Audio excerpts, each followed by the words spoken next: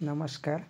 आज आपण जी वनस्पती बघणार आहोत ती आहे यकृत आणि प्लीहा विकारांसाठी सुप्रसिद्ध असलेली भूम्यामलकी. हिची ओळख अत्यंत सोपी आहे. अशी छोटी छोटी बारीक पानं असतात आणि पानांच्या बॅक साईडला अशी कॅप्सूलच्या स्वरूपात छोटी छोटी फळं लागलेली असतात. यावरनं भूम्यामलकी ओळखणं सोपं जातं.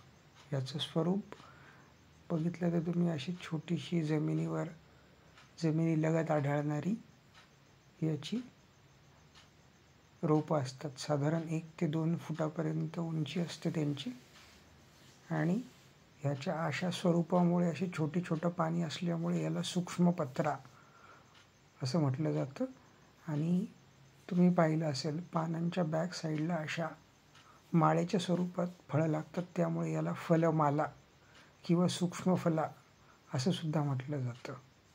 याचा लॅटिन नेम आहे फायलॅन्थस निरिओरी, फॅमिली आहे युफोर्बिएसी. हिचा रस आहे तिक्त, कषाय आणि मधुर, वीर्य आहे शीत आणि विपाक आहे मधुर. आणि अशी जमिनीलगतच वाढ होत असल्यामुळे हिला भूम्यामलकी किंवा भूधात्री असं म्हटलं जातं. धन्यवाद.